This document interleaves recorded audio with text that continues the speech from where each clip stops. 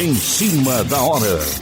Compromisso com a notícia do dia a dia da nossa região. É o desafio agora, no Em Cima da Hora.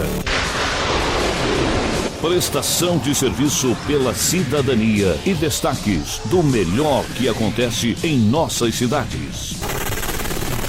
Em Cima da Hora. Apresentação: Heraldo Santos, com Sidney Costa e Milton Gonçalves.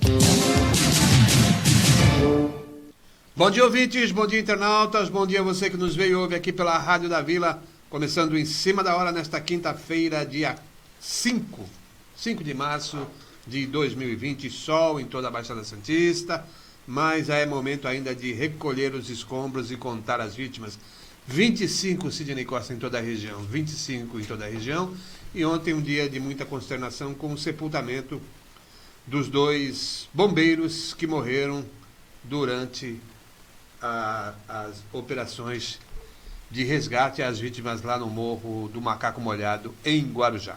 Pois é, Heraldo, olá, internautas, os nossos seguidores, Tupi tá atento, viu? Já fez referência aqui, abraço ao nosso comentarista que já esteve até na equipe, está precisando retornar. Pois bem, não lembro assim, para um período mais próximo a este, de tantas mortes e tantas consequências, principalmente essa, Heraldo, daquele que se entrega por juramento. É o juramento de quem se apresenta para servir, mais autêntico que tem, que é o juramento do bombeiro. E esse juramento está silencioso, assim como se abate quem acompanha diariamente, como você me traz junto aqui para comentar, enfim.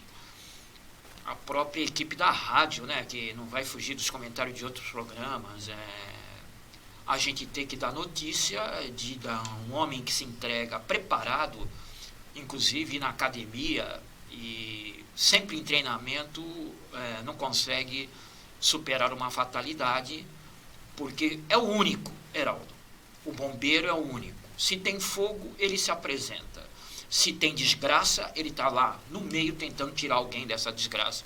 E, no entanto, alcançou a ele.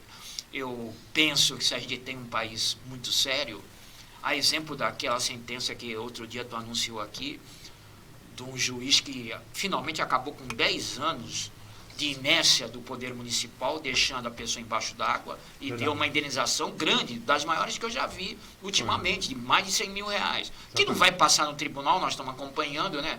Mas duvido que passe no tribunal. Mas é exemplo da coragem desse juiz. Outros deveriam aparecer, principalmente na questão de indenizar a todos e muito mais a família dos 2 bombeiros. É verdade. Agora, o que chama a atenção também é que as prefeituras de Santos, Guarujá e Cubatão querem dinheiro. Querem dinheiro, dizendo que para atacar as enchentes. Ora, se não fizeram nada ao longo desses 40, 50 anos que a gente vive aqui nessa cidade, Sidney Costa, para que dinheiro? Essa questão do socorro financeiro sempre existe. Eles nunca fazem nada. É mais um socorro que vai desaparecer. Então, pois é. Então, isso já chegou, né? É uma disfarçatez. Parou, que nem diz sem o outro, tamanho. Né? Parou, né? Uma disfarçatez sem tamanho, ficar pedindo dinheiro, porque a gente sabe que nunca houve investimento, ao contrário, a gente olha os morros aqui da região e a gente vê as encostas, todas elas tomadas, né? É claro que as pessoas têm necessidade de moradia, essa coisa, mas não pode permitir isso. Quer dizer, o custo social de uma tragédia como essa é muito maior do que de se tentar evitar e de trabalhar no sentido de promover realmente um núcleo habitacional digno para essas pessoas. Não se pode permitir isso. A representação política da cidade é uma das maiores de toda a região, né, Heraldo? Você sabe disso. A composição do legislativo está no número máximo de vereadores. Inclusive, assim, de chofre, eu não sei te dizer se outra cidade tem 21 vereadores. Para mim, na reforma que houve ao longo do tempo, inclusive o TRE diminuiu cadeira, depois voltou, e, enfim, mesmo diante de tantas transformações, que é difícil você colocar tudo na cabeça, eu ainda levanto isso até na continuidade do programa, mas Santos é a maior representação na Câmara dos Vereadores. E como 21 é o número máximo, se tiver, tem uma ou outra cidade. Mais que 2 cidades com o número máximo de vereadores não tem. 21 para controlar problemas recorrentes e apertar o executivo, principalmente nas soluções. E, no entanto, a gente passa ano após ano e com a gravidade do resultado dessa última enchente. Agora, eu acho que realmente os governos regionais aqui, eles pecam muito. É muito fácil posar ao lado do governador, de outras autoridades. Que teve aqui, né? Que teve aqui vestido num colete de salva-vidas, todo cheio de pressão, todo cheio de pressão. E como sempre fala bem, né? O outro também, o prefeito que é mais sumido da história da Prefeitura de Santos, apareceu também. Apareceu, falou bem, Heraldo. É empolgante ver esse senhor com a força de argumento que tem. Ele é veemente sem falar alto. O capeta seduz. Seduz? Olha o que ele seduz. O capeta seduz. Tu lembra uma onda que entrou num programa em cima da hora que a gente identificava o capeta, que ele vestia Prada, mas não calçava Fernando Pires, né? Porque o pé é fendido, é pé de bode. Então não calça Fernando Pires, mas vestir Prada veste, viu? Esse senhor é típico. É verdade. Tá em forma, viu? Tá em forma, barriga reta, o braço mostrando puxar ferro. Mostrou até quase uma dobrinha na camisa. Uma saúde vigorosa e uma energia para falar. Olha, eu vou te falar. Quando tu vai ver as ações desse homem, é pífia. O capeta é pífia. Também mora numa cobertura, né? A água não chega lá, né? Não chega. Se é que fica em Santos, é difícil vê-lo em Santos. Apareceu aí por causa das enchentes. Não, veio depois das enchentes. Durante as enchentes nós não vimos a presença do prefeito. No rescaldo, que nem tu falou ontem, na Operação Rescaldo, ele vem se manifestando. Claro. Onde é que tem mais gente aí? Aí a assessoria vai... O Dória também sinalizou descer a baixada, né? Bom, o Ministério da Saúde confirmou ontem o 3º caso importado do novo coronavírus, além de um possível 4º paciente que depende da contraprova. Em Santos, a Prefeitura anunciou que 2 suspeitas foram descartadas e uma nova foi acrescentada. Aqui em Santos, agora são 4 residentes considerados casos suspeitos, que são acompanhados. O 3º paciente da capital e do país confirmado com a doença é um administrador de empresas colombiano. Ele tem 46 anos e viajou ao exterior. Esteve na Espanha no dia 9 de fevereiro, passou pela Itália, Áustria e Alemanha, antes de retornar a São Paulo no dia 29. Com tosse, dor de garganta e dor de cabeça, procurou o Hospital Albert Einstein. Fez o teste e houve a confirmação. O hospital já é certificado pelo governo. Uma adolescente de 13 anos pode ser o 4º caso na capital. Ela também esteve em Milão, na Itália, no dia 22, na região das Dolomitas, lá nos Alpes. Foi submetida a uma cirurgia de joelho. Mesmo sem apresentar sintomas, quando regressou, foi atendida em São Paulo, no Hospital da Beneficência Portuguesa. Testada por laboratório privado, confirmou o caso. A amostra passava ontem por uma contraprova no Instituto Adolfo Lutz. O Ministério informou que monitora 531 casos suspeitos. Outros 314 já foram descartados. Né? Aqui em Santos, 2 casos suspeitos foram descartados pelo Adolfo Lutz. Né? São 2 pacientes atendidas em unidades de saúde da cidade, com sintomas similares ao Covid-19. Uma delas tem 75 anos, visitou a Itália e a França. A outra, de 60, também foi à Itália. Também ontem a Prefeitura e a Vigilância Epidemiológica recebeu a notificação de um caso suspeito. A pessoa tem 49 anos, veio de Milão, na Itália. Procurou a unidade com sintomas também similares ao Covid. Você veja que não é mais da China nem da Ásia. É tudo da Europa agora, principalmente da Itália, né? Principalmente da Itália. E outro caso interessante também é que a Alemanha.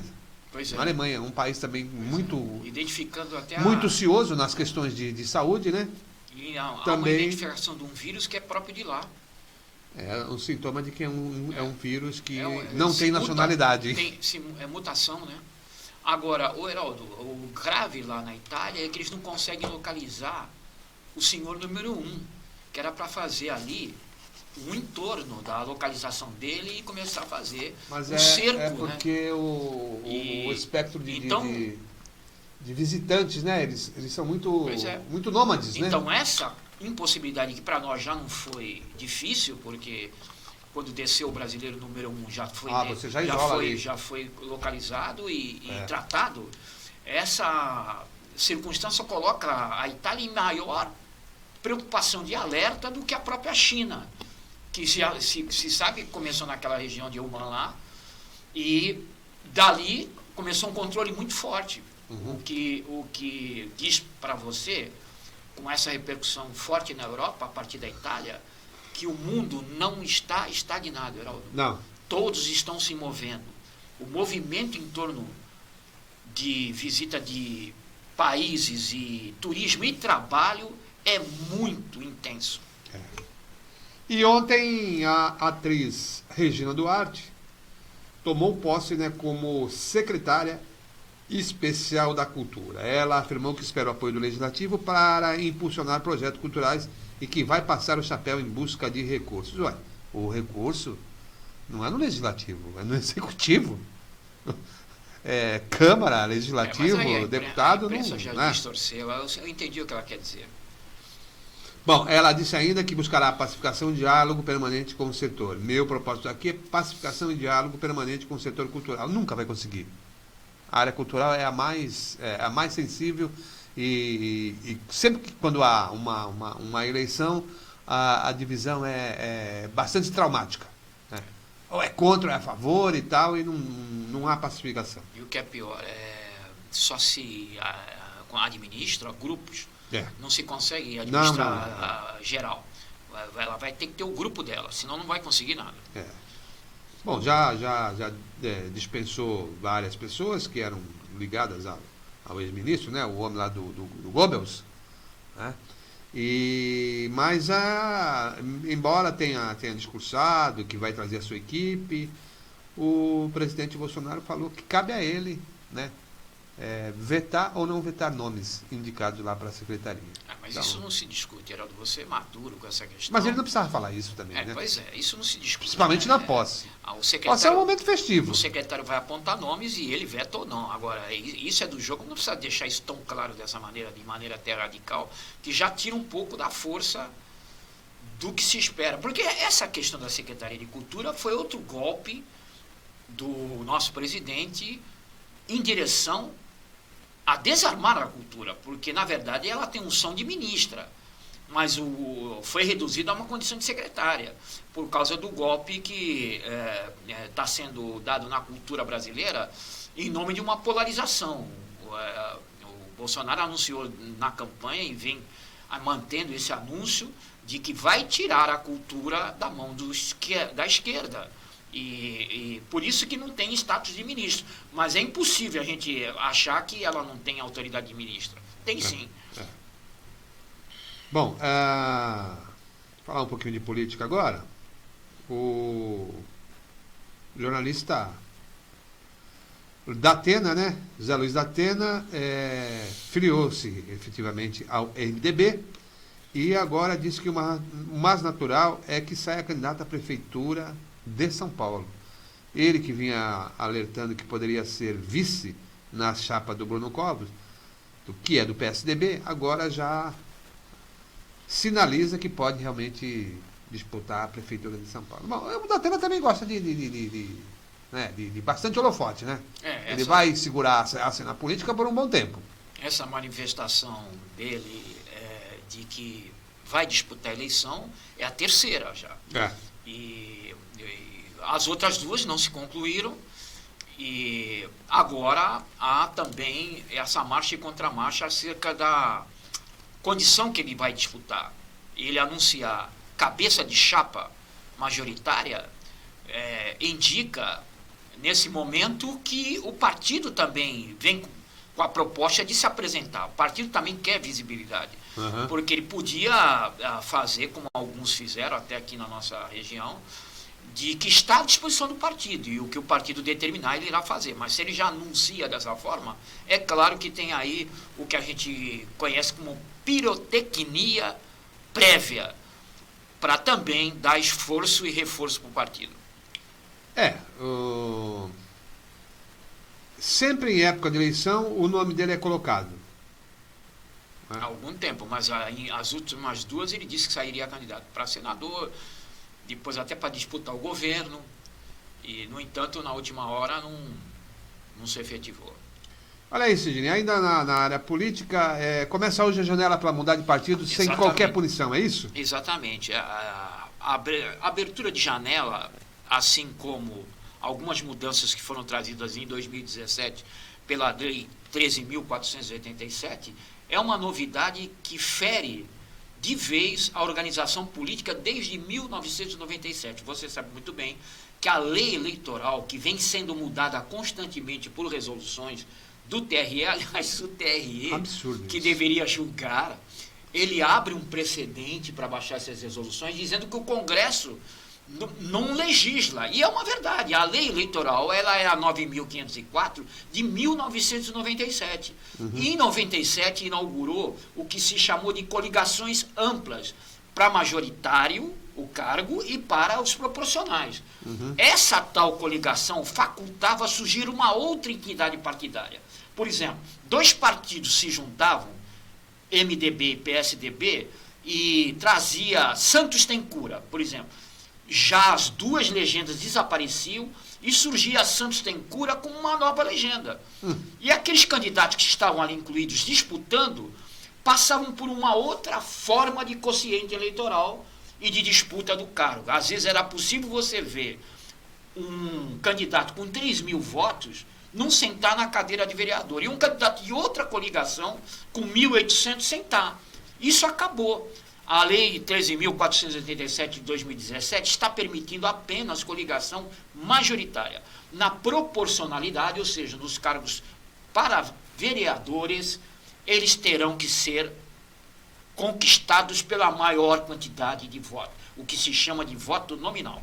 O eleitor tem um alvo, o eleitor tem uma expectativa com o seu candidato, e aquele que for mais votado é que vai levar. Isso, Heraldo, fez uma compensação. O legislador, lá em 2017, abriu a possibilidade, já que inaugura nessa eleição o fim da proporcionalidade, que vai ser uma novidade assim impactante, teremos que acompanhar o resultado disso daí.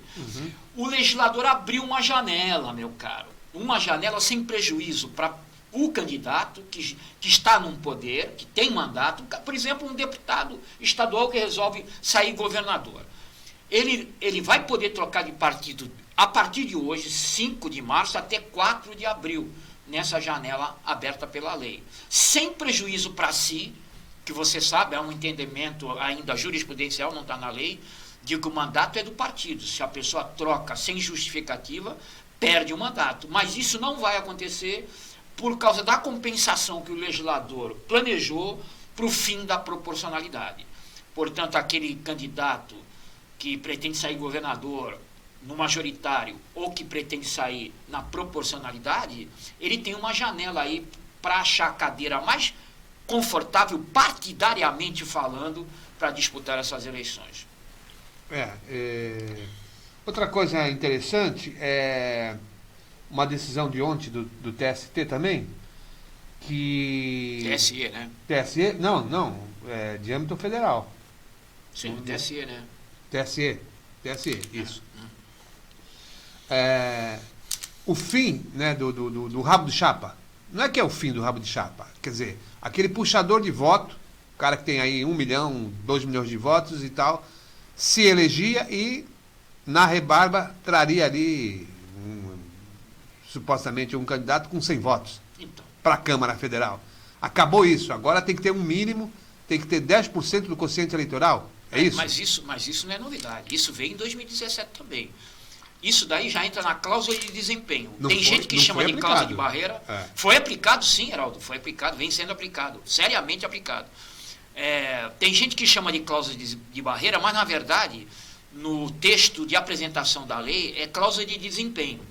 Em 2017 foi criada essa tal cláusula de desempenho que obriga os partidos em 9 estados a ter 1,5% de votos de legenda para assegurar o fundo partidário e o fundo especial de campanha. Para assegurar o dinheiro. Heraldo, não tem como a gente ser hipócrita. Não há disputa de poder sem dinheiro. E tem essa novidade que ainda não aproveitamos um estudo melhor, ainda estamos aprendendo com ela, que é o financiamento público de campanha.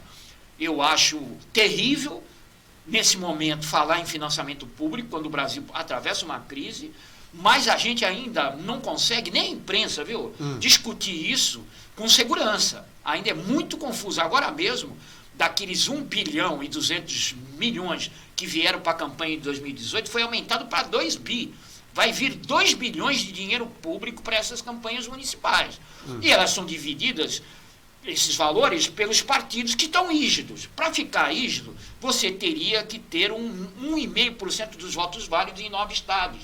Alguns partidos não conseguiram essa rigidez. O PSDC, por exemplo, do Emael, está sem dinheiro, porque não conseguiu atingir. Mas ele está brigando lá, né? Nesse momento, está brigando, mas, Heraldo, sem dinheiro, que briga inócua é essa? Sem dinheiro, o partido está morto, Heraldo. É uma briga inócua, ele já deveria ter feito como outros, que nem o Patriota, que se fundiu com o PMN, né, do Vasco, PRP do Osasco, se fundiram lá e manteve o nome. Esse Adilson Barroso não é brincadeira. E outros partidos que conseguiram a fusão para poder continuar rígidos, recebendo aquilo que lhe compete, embora merecia um estudo bastante sério acerca, principalmente, do fundo partidário é uma caixa preta, e já está há muitos anos aí, é difícil de discutir isso, mas esse do financiamento público de campanha, esse é mais difícil de fazer. Agora, Heraldo, nesse contexto de novidades, veio em 2017 a obrigação de você conseguir 10% pelo menos dos votos válidos, né? Isso quer dizer o quê? O fato da gente ter a eleição nominal, ou seja, o fato do vereador ter que ser o mais votado para poder conseguir chegar ao cargo de mandato que pretende, que é a Câmara Legislativa, ele ainda tem mais uma obrigação. Ele tem que alcançar, nesses votos, 10% dos votos válidos. Por exemplo, aqui em Santos, a média de votos válidos é 175 mil, certo? A legenda vai ter que alcançar 10% disso para continuar possibilitando o vereador de conseguir sentar na cadeira. Então, tem 2 circunstâncias novas e inéditas para se enfrentar nesse pleito de 2020. O fim do voto proporcional, da proporcionalidade, e, portanto, o voto será nominal, aquele que for mais eleito, mais votado, será o eleito, aliás, aquele que for mais eleito é ótimo. E ainda por cima terá que ter um quociente de 10% dos votos válidos. Menos que isso, não conseguirá autenticidade para sentar na cadeira. Bom, e a questão das mulheres?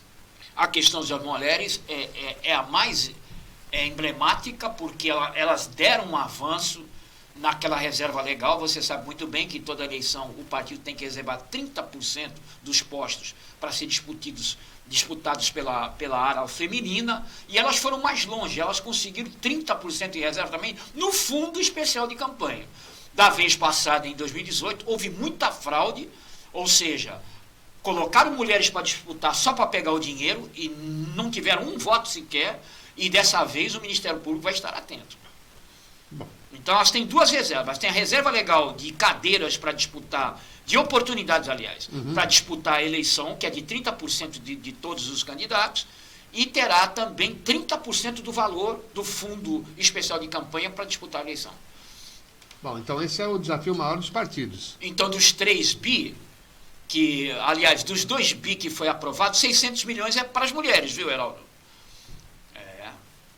Mas o grande desafio é conseguir mulheres para enfrentar a disputa, não? Sim, sempre é a grande angústia, e por isso acontece a falcatrua que houve na eleição passada, inclusive dentro do partido que era do presidente. Hoje ele está sem partido. Dentro do PSL aconteceu isso. Porque você sai à caça de um nome feminino, mas não de uma proposta, de uma mulher que tem uma atividade, que pensa politicamente ativa. Não. E aí a pessoa que não tem uma história política a partir da sua inclinação, da sua vocação, quando entra no partido, fica morta dentro do partido. Usa um nome apenas para arrecadar dinheiro, que foi o que aconteceu, inclusive, dentro do partido que era do presidente. Então, está lançado aí a abertura. Poucas mulheres, as mulheres têm como vocação a carreira política. É algo que é cultural, viu, Heraldo, no Brasil. E não é reserva que salva isso, não. Não é reserva de vaga que salva a pessoa não ter afinidade nenhuma e nem vocação política. Bom, a gente espera que... Mas eu acho que ainda está meio amorfa aí a corrida eleitoral e tal. Então, era legal que você fala algo que é também o pensamento do eleitor. Você está falando a tradução do pensamento do eleitor. Não é um fato isso que você está falando. Está fervendo, meu caro. Porque com a diminuição do período de campanha para 45 dias, de 90 para 45 dias, houve um trabalho de bastidores. Meu caro, se pudesse colocar câmeras ocultas e som em gabinetes por aí, se tu soubesse o que está gerando de planos e estratégias mirabolantes para na hora de se fechar, ganhar tempo de TV, ganhar oportunidade de sentar na cadeira, só que isso fica de bastidores. Foi a desvantagem de diminuir o tempo eleitoral, porque quando tinha aqueles 90 dias, as revelações começavam mais cedo. Começava já de início de ano, você tinha que falar, porque tinha 90 dias para convencer o eleitor daquelas propostas programáticas. Hoje, em 45 dias, eles descobriram, Heraldo, os que gerem o poder, que não tem como apresentar proposta programática.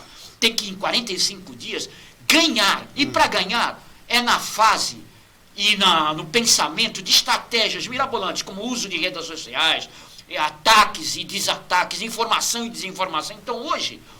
Embora diz o TSE que esse ano, nessas eleições municipais, vai impedir gravemente a fake news, hoje campanha não se faz com proposta programática, porque não há tempo de anunciá-las e explicá-las. Hoje se faz de fake news e desinformação.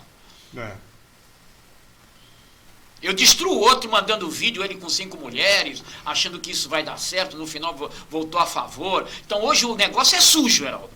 Porque não há tempo de você mostrar ao eleitor as suas propostas de campanha, como havia naquele 90 dias, já começava no começo do ano, você anunciar, às vezes até ferindo a lei eleitoral que não permitia pré-campanha. Outra novidade é que hoje a pré-campanha começa até bem antes do que está na legislação marcada para agosto. Mas já começa antes. Pré-campanha já existe. Só não pode pedir voto, que também não entendo pré-campanha que não possa pedir voto. Não entendo isso. Mas você pode fazer as suas propostas programáticas, você pode começar a discuti-las em programa de televisão, você pode visitar programa de televisão e mostrar suas propostas até mesmo antes do período eleitoral. Só não pode pedir voto, né? E o comunicador que tem programa de televisão e tal, qual é o período que ele tem que se afastar? Então, 6 meses antes, abril vai começar isso daí, nós vamos começar a dar esses calendários, né? Ele tem que se afastar, o apresentador. Não está proibido ele voltar ao programa como convidado, mas as emissoras, para fazer isso, vão ter que obedecer às regras eleitorais de dar oportunidade para todos. E todos são os 5 primeiros que aparecem na pesquisa. Quem é o comunicador aqui da região que já se apresenta como candidato? A Edgar Boturão anunciou por Uriel, eu encontrei o Uriel vai vir no programa. É mesmo? O Uriel vai vir ao programa, vai ser uma grande companhia nossa aqui, e vai vir, dá para vir. Hoje ele disse que tinha uma reunião, nós estamos vendo isso daí, e você sabe que o Uriel vai lá no Ponto de Vista, né? É comentarista lá do Boturão, da apresentação do Boturão, e eles estiveram conversando, o Uriel vai dar esse anúncio aqui quando estiver, claro, mas eu já estou te dando porque conversamos, e é candidato a vereador o Boturão. Bom, e o veículo leve sobre trilho, o VLT, começou a operar ontem à noite, depois de praticamente 2 dias sem operação e causando mais transtornos à mobilidade aí na região, né? Começou a circular ontem à noite, né? Depois da limpeza geral, né? Foi principalmente no túnel, né? Sim.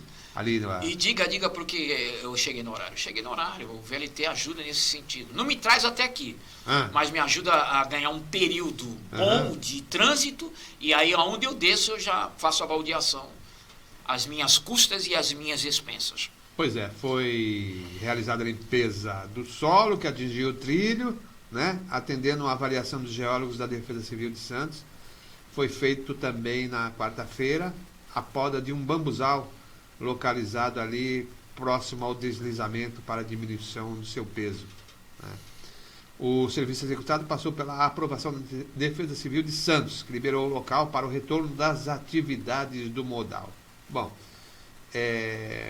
a população sentiu esses 2 últimos dias a falta do VLT, não é verdade? Sentiu, o trânsito teve caótico, e o que é interessante, Heraldo, como não funciona a metropolização. Você vê que esse problema do túnel aí, ele está sendo gerado porque, de um lado, o lado de Santos, coibiram a construção de tendas e, você sabe, o morador de rua improvisa para se acolher, e havia tendas, havia ocupação até do túnel, isso do lado de Santos foi tirado. Mas quando você está saindo para o lado de São Vicente, agora descampou, você precisa ver a sequência daquelas lonas, que vai bem assim, uns 10 metros de sequência de lona na saída do túnel. E na hora da chuva forte, isso daí acabou caindo sobre trilhos. E você sabe, a estrutura da construção disso são carrinhos de supermercado que eles conseguem, né? E acabam depois fazendo uma estrutura mínima para ficar coberto. Inclusive, a estação tem mentido assim flagrantemente, tem feito frio esses dias aí, e eles conseguem fazer reserva de calor com o que puder, com papelão, com o que puder, com plástico, enfim, que eles encontram. Como consegue encontrar tanto material? E isso acabou vindo para cima dos trilhos, né? Deu um trabalho. Agora, Heraldo, é impossível acreditar que se chega a fazer um controle no lado de Santos e não se pense que eles vão mudar para o outro lado da cidade, e a metropolização nisso. Olha, o asfalto cedeu na Rua Goiás ontem à tarde e um caminhão ficou preso lá, próximo à rua Assis Correia, lá no Gonzaga, viu? Uma ruazinha antes de chegar na Ana Costa. O asfalto cedeu, e o caminhão ficou preso lá, não vai para frente nem para trás. Aí teve que chamar um guincho para poder tirar o caminhão, e o trânsito todo ali, final da tarde, e aquela é uma via de acesso às vias principais. Então, inclusive, reflexo ainda da chuva. Está fazendo uma reforma ali na Praça Independência que está encurtando as ruas de grande fluxo, e que colabora para ligar com as vias de trânsito rápido, mas em vez de aumentar, eles estão diminuindo. Está um negócio estranho ali, viu? Principalmente aquele acesso que vai desembocar na Euclides da Cunha, foi diminuído ali na Praça da Independência, e é de alto trânsito ali, porque joga você para as pistas de trânsito rápido das avenidas. E não estou entendendo a política de trânsito. Mas você está falando daquela ali da Tolentino Figueiras, não? Não, eu estou falando lá naquela, em frente ao Realejo, lá, a papelaria, sei. A livraria do... Acesso ao Euclides ali, né? Eles em vez... Ali é de trânsito rápido, porque leva os carros para as avenidas como Afonso Pena, Bernardino de Campos. E, no entanto, eles encurtaram ali, rapaz. Vai ficar difícil o trânsito ali, viu? Sei lá, viu? Não dá para entender. Ele não está conseguindo enxergar que vai ter que lidar com muito carro dentro da cidade. Ele está achando que pode prestigiar o pedestre. Ali, claramente, está prestigiado o pedestre. É bom. Mas só que hoje não tem como você olvidar que tem muito carro dentro da cidade. Você vai ter que arrumar também solução para isso. Bom. A não ser que tu não viva aqui, né? Tu não tem essa noção. Alguém traz um plano bonito, tu achou bonito no desenho, tu já sabe como é que tu já sabe como é que o desenho empolga, né? Não é assim no papel, nem no PDF, é aquele desenho assim, ó, dos dedos, se aquecendo do outro, assim, aquece, viu? Como aquece. Mas o que tinham que pegar, já pegaram, porque agora já começa Ah, Heraldo. Ainda tem? Heraldo, eles pegam sempre, Heraldo. Não se iluda. Até aquele último dia, assim, tu nem imagina, viu, como pega. Pega, senão não brigava tanto para ficar, né? Bom, isso é eles verdade. lutam demais para ficar. Olha só, Cidinho, o Nordeste fica só com 3% das concessões do Bolsa Família. A região concentra 36,8% das famílias em situação de pobreza ou extrema pobreza. Agora, o Sul e o Sudeste ficaram com 75% das concessões.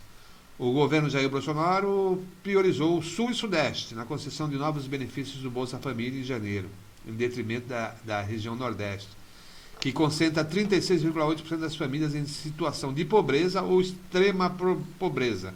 Pelos dados do Ministério da Cidadania, enviados ao Congresso, o Nordeste recebeu só 3% dos novos benefícios, enquanto o Sul e Sudeste responderam por 75% das novas concessões. Para se ter uma ideia, o número de novos benefícios concedidos em Santa Catarina, que tem população 8 vezes menor que o Nordeste, e é governada por Carlos Moisés, do PSL, foi o dobro do repassado à região nordestina inteira, cujos governadores são de oposição. As informações foram comparadas com os dados oficiais disponíveis na internet. A série histórica mostra que houve um pico de novas concessões do Bolsa Família em janeiro, que se refletiu em todas as regiões, exceto o Nordeste.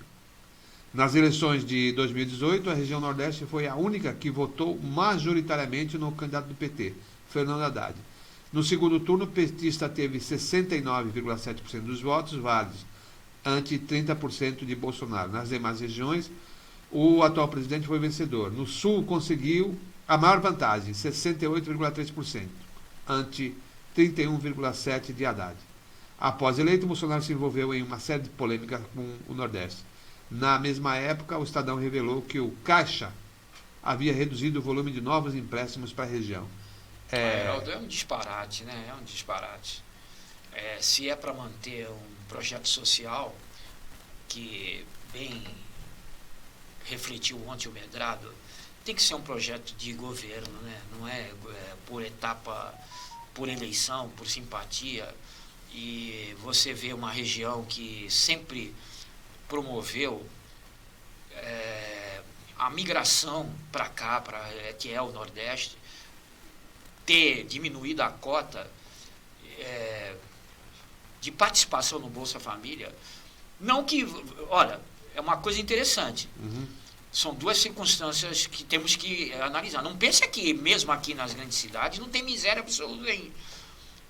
Você vê quando acontecem as enchentes e o caos aonde que atinge moradores de morro. Você vai ver o resultado disso. Estavam em situação precária, não havia nem estrutura para manter a obra aonde foi colocada. Então a gente tem miséria também aqui no Sudeste e nem por isso tinha que ser excluída. Mas quando você historicamente analisa a migração, ela sempre veio do Nordeste, onde o sofrimento, a fome, fazia com que a pessoa deixasse o seu local de vida, de nascimento, para tentar, nas grandes cidades, um melhor conforto, às vezes até para poder comer. E isso foi amenizado com um projeto que chegou para essa gente. Agora, você mudar isso assim de maneira radical, mostra que não é este ainda o presidente que irá fazer um projeto de governo, um estadista, um nacionalista. Não é este ainda. Não é este. Flagrantemente, ele é obturado, confuso e pernóstico. Bom, o nosso comentarista César Antelo publicou hoje uma crônica no Facebook, na página dele do Facebook, Crônica de um Sofá, Solidariedade e Disfarçatez. Ele aborda o problema da tragédia ocorrida aqui na nossa região e diz, aspa, o meu espanto vem das reportagens produzidas por boa parte da mídia litorânea, que foca somente na divulgação da desgraça ocorrida sem nenhuma reflexão sobre o porquê das ocorrências e tamanha tragédia. Postando-se assim de forma bizonha e oportunista em suas tarefas profissionais cotidianas, sem aperceber que, antes de tudo, devem valorizar o ser humano. Né? Valorizar o ser humano e não os fatos em si, em nome do ganho de audiências e capital. É a total inversão de valores. Ele diz aí em outro trecho, na realidade os fatos Por trás disso, tudo é naturalmente a corrupção, que impede a construção, manutenção e atualização de melhor infraestrutura do saneamento básico, de implantação de vilas e moradias populares dignas, de ampliação das redes de ensino em todos os níveis de governo, com a motivação dos alunos e a valorização dos professores. Isso sim faria com que não existissem casas à beira de encostas de morros, que as pessoas não descartassem lixo nas ruas, pois, afinal de contas, pessoas educadas não adotam tais procedimentos. Mas onde está a educação? Ninguém sabe, ninguém viu. Aí, Geraldo, na tela. Olha, uma boa oportunidade para a gente até fazer um anúncio. Tu sabe que nós estamos montando um blog, cuja base é aqui o Em Cima da Hora, é O Protagonista, o blog. Isso é coisa tua, assim. E nós vamos convidar o César e o sofá dele, faz tempo, viu? Inclusive ele publica o sofá dele lá na página do Em Cima da Hora, sabia? O sofá dele, o César há muito tempo com o sofá dele faz essas inculcações muito realísticas e ele tem interesse pela cidade e tem interesses nacionais. Inclusive é o bolsonarista mais equilibrado que nós temos que vem aqui no programa. É sim, você sabe disso. E tá aí, fica o convite no ar. Se chegar a ele assinar também o protagonista. Vem aí o protagonista, Heraldo. O protagonista? O protagonista. O protagonista é aquele cidadão que se apresenta como ator, né? Como ator social para tentar mudar o país. E nós vamos lá. Tem o antagonista, mas nós vamos para a linha do ator social. O protagonista. Seremos todos. Ih, rapaz, olha aqui, ó. Polícia Paraguaia faz busca em suíte de Ronaldinho Gaúcho por suspeita de documentos falsos. A Polícia do Paraguai fez busca na noite de quarta-feira, na suíte onde está hospedado o ex-jogador Ronaldinho Gaúcho, em um hotel próximo à capital Assunção. Os agentes relataram ter agido após denúncia do Departamento de Identificações da Polícia Nacional por suspeita de que o jogador e o seu irmão, Roberto de Assis Moreira, estivessem portando documentos falsos. Ambos ficaram detidos no hotel onde estavam durante a apuração do caso pelas autoridades. Daí. Só não informa aqui a reportagem. Fazia tempo que a gente não via falar do Ronaldinho Gaúcho, né? Uma estrela, hein, Heraldo? Só não diz a reportagem se o documento é realmente falso ou se não é falso. Esse rapaz, enquanto jogou bola, foi uma estrela brilhante, viu, Heraldo? Puxa vida, pena que o Neymar não conseguiu esse estrelismo que alguns conseguiram, né? Como o Ronaldo Fenômeno, como o Ronaldinho Gaúcho. É cheio de altos e baixos a carreira do nosso Neymar, mas agora está jogando. Está jogando lá, está jogando como futebolista, sem dar problemas, sem dar escândalo. Tá sossegado aí. Quem sabe a hora, hein? Quem sabe? Tem mais uma Copa, né? Tem mais uma chance. Tem mais uma Copa aí. O Galvão Bueno disse que não vai narrar, não, hein? É mesmo? A Copa do Catar, ele disse que está fora. É mesmo? Vai dar vaga? Aposentadoria, é isso? Bom, tá muito rico, né? Vai dar uma vaga, né? Ele se ufanava de ser o único contratado da Globo que na carteira profissional estava constando o salário, R$1 milhão mês. O único que tinha isso na carteira profissional. Não é contrato, é CLT, viu, Heraldo? Ele se ufanava de falar isso. Eu acho mesmo que nesse nível só grandes diretores de grandes empresas que têm, se tiver vínculo com a CLT, por carteira profissional, que chega a ter o valor do salário tão grande registrado. Ele se ufanava disso, de ser dos poucos na Globo, com CLT e com o salário todo registrado, R$1 milhão. Na época, isso, não sei como é que está agora, eu estou falando isso de uns 10 anos para trás. Quando ele conseguiu, né, que ele falou que ia se afastar da Globo e deu uma comoção geral, e a Globo cobriu e ele fez umas exigências, e a exigência foi essa. É uma história, tem algumas cenas que é inesquecível, sem ele não dá para imaginar. Olha lá o que ele fez, isso é inesquecível, que o Ronaldinho Gaúcho deu um balão no jogador contrário, jogando pela Copa do Mundo, e ainda fez um golaço. Olha o que ele fez. Isso daí, tem coisa que fica que você não consegue apagar, né? E criação dele, essas frases feitas. Assim como o craque café, lembra quem falava do Pelé? O craque café, o craque café, lembra dessas coisas? O animal que foi apelido dado ao Edmundo pelo Osmar Santos. Então essas coisas tá dentro da criatividade de um comunicador. Eu tenho para mim que o Osmar Santos seria o que é o Galvão Bueno hoje, não fosse disparado. Não fosse aquele trágico acidente, né? Disparado porque ele tinha uma contextualização, o Osmar Santos. Ele era moderno, ele falava a linguagem do povo, e o Galvão manteve a linguagem dele, né? Ele não fala muito a linguagem do povo. Não. Aquela onda de animal já era uma coisa dita no dia a dia nosso. Ai, que animal, que era quando o cara era forte, bom, né? A gente falava, que animal esse cara. E ele já anunciou na rádio e pegou no Edmundo, né? Até hoje é lembrado. E no começo o Edmundo não gostava, viu? Ficava...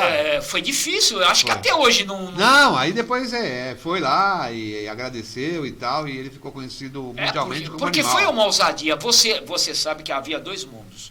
Havia aquele do dia a dia e na televisão era outra coisa, chamava até de padrão global. Você estava na Record e quando você fazia um padrão, você falava padrão global na Record, porque você não podia ficar se imiscuindo ao comportamento popular. De um tempo para essa data, inclusive, esse tal de Thiago Leifert é uma revelação desse período, foi admitido um jeito também popular dentro do padrão global. E aí saíram os ternos, vieram a roupa casual, o jeito casual de falar, e a televisão ficou mais leve. Era muito pesada a televisão. Mas esse cara é chato pra caramba, hein? Sim, mas eu quero te dizer que o comportamento dele traz com ele essa garotada, porque a garotada também é chata pra caramba, hein?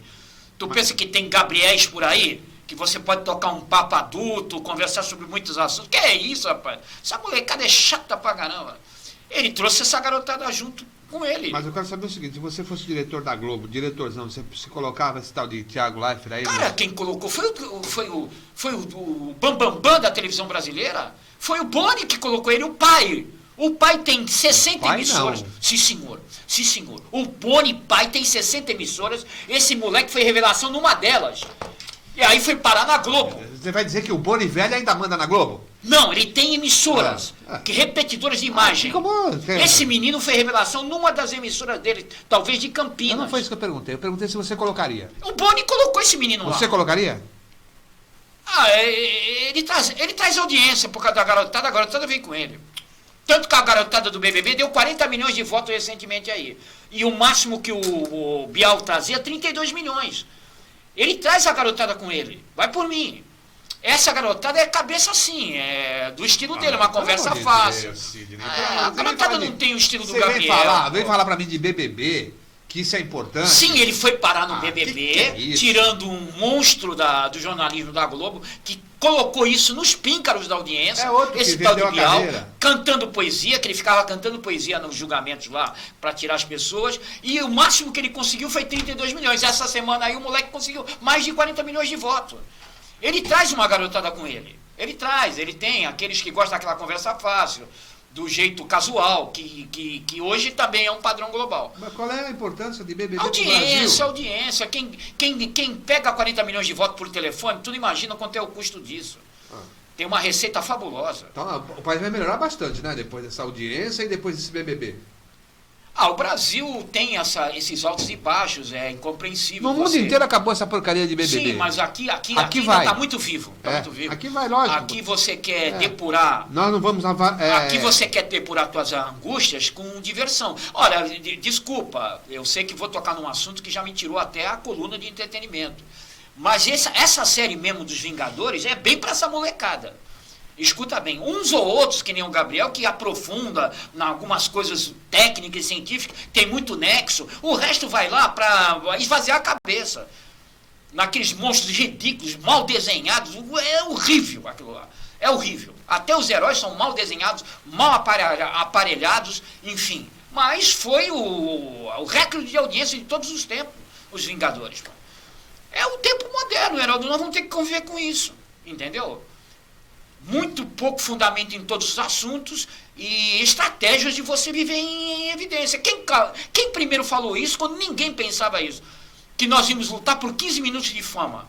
Quem falou isso daí? Um cara que desenhou uma embalagem de sopa, pô. O Andy Warhol. Ele falou isso, que o mundo vai virar, cada um procurando seus 15 minutos de fama. E quem procura fama não procura fundamento em nada. Porque a fama, ela é fugaz. Ela acaba como ela surge. Quem pretende ser perene, quem pretende ensinar para os seus descendentes alguma coisa, vai ter que ter fundamento. Mas não é o que se pensa hoje. Eu acho o seguinte, meu amigo. Enquanto tiver BBB, a gente não vai evoluir para nada. Mas é um sintoma. Se você sabe que a vida é cíclica, nenhum sintoma de doença ou de qualquer que seja, até de movimentos sociais, eles permanecem. Ou cura ou adoece de vez. Pode reverter, você sabe que é assim que funciona. Já voltou as gravatas largas, depois vieram as gravatas estreitas, os vestidos longos, os cabelos pigmalião, tudo vai e volta, meu amigo, porque tu não tem para onde ir, não tem novidade.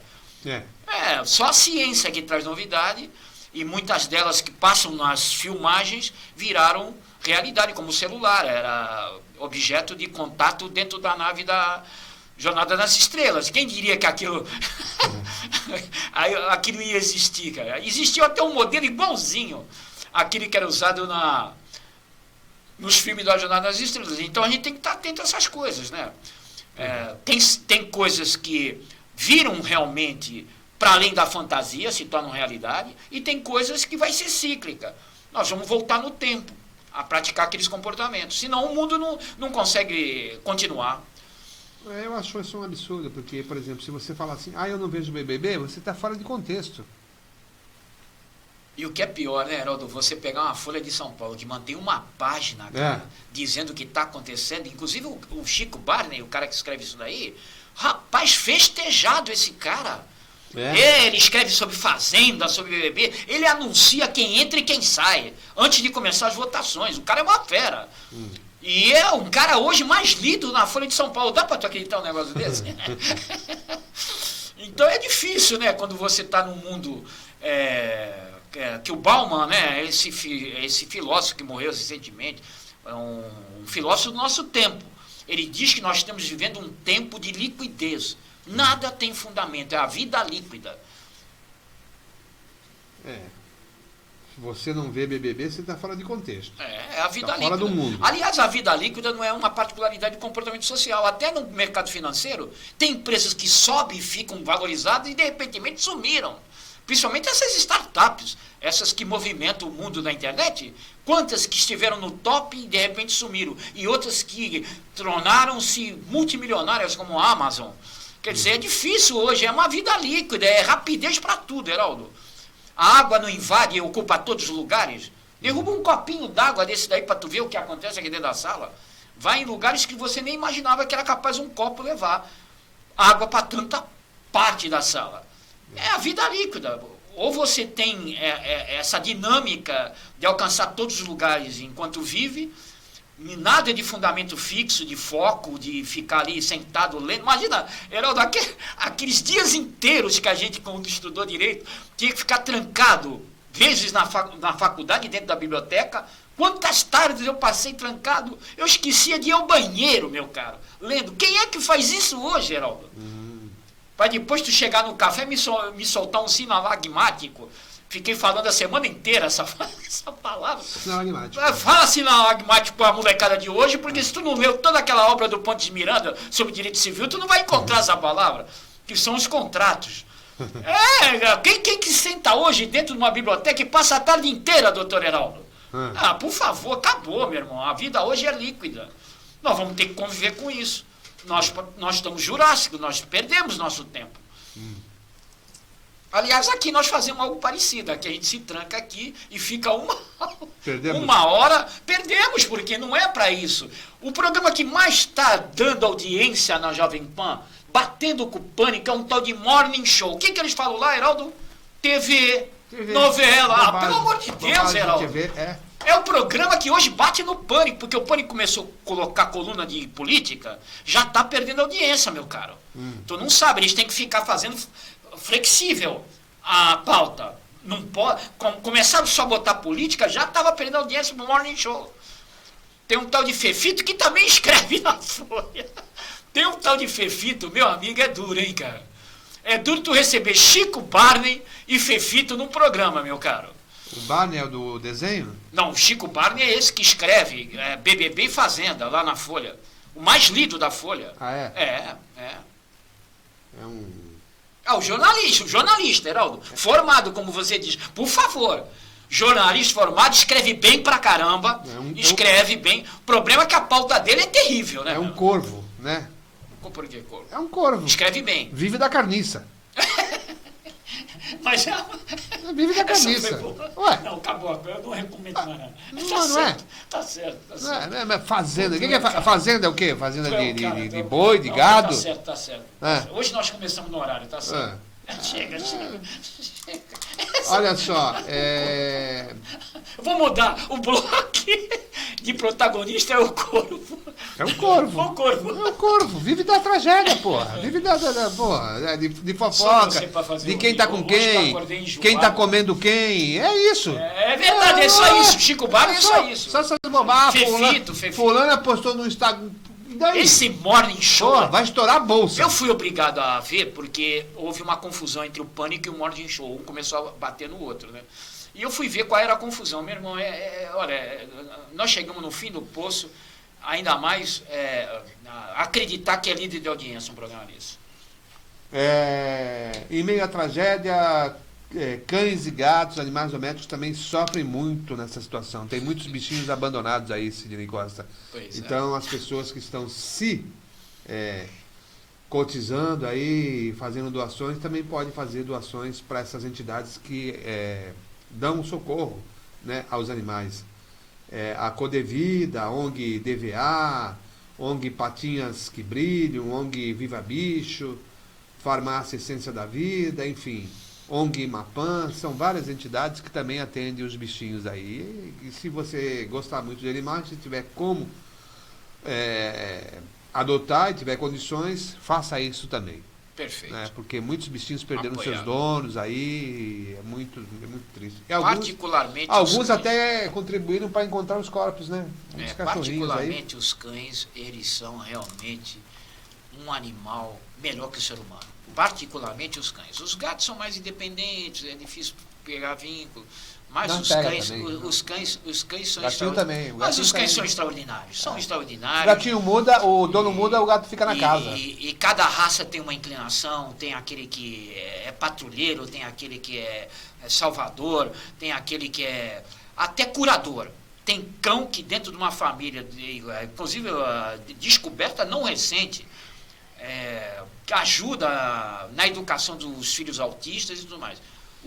Os cães são extraordinários. São melhores que muitos seres humanos. Sim. E tem esses programas, né, voltados, né, para as pessoas que estão internadas, essa coisa toda. É extraordinário, né? É extraordinário. Aquela cena que a imprensa conseguiu cobrir do cão do Kid Vinil embaixo do caixão. O cão do Kid Vinil saiu da casa, andou até o velório lá na Lespe e ainda ficou embaixo do caixão sozinho.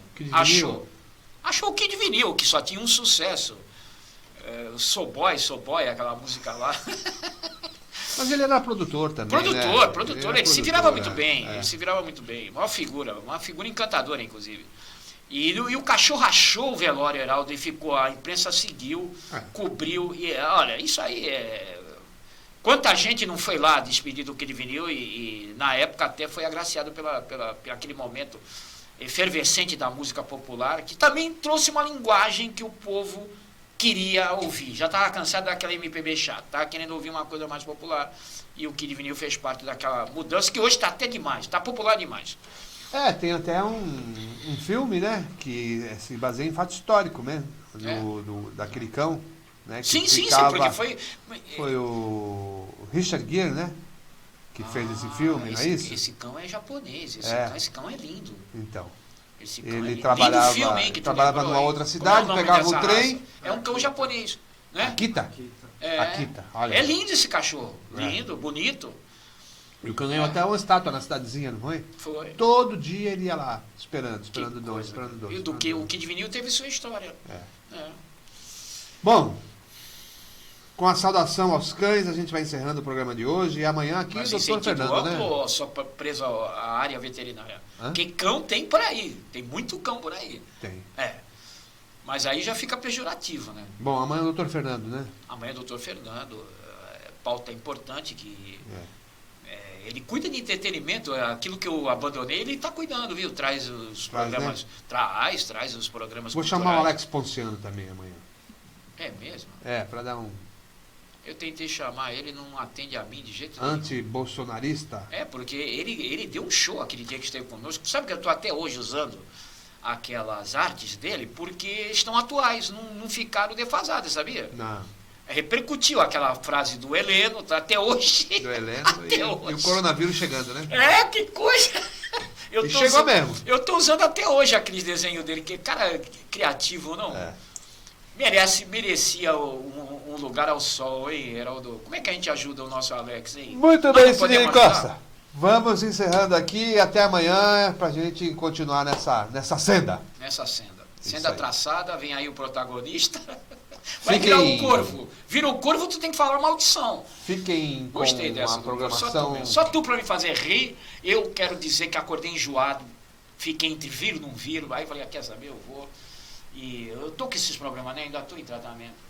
E olha, você me curou, cara. Você é um cara, eu não sou santo. curandeiro, Você é um não. santo, não, tu me curou. que Essa do corvo sumiu tudo. Sabe o que eu tô precisando? Rir, cara. O corvo? Eu não andava rindo, não. É o corvo. Não, é o corvo. Muito bem. Fica a programação da Rádio da Vila. Até amanhã.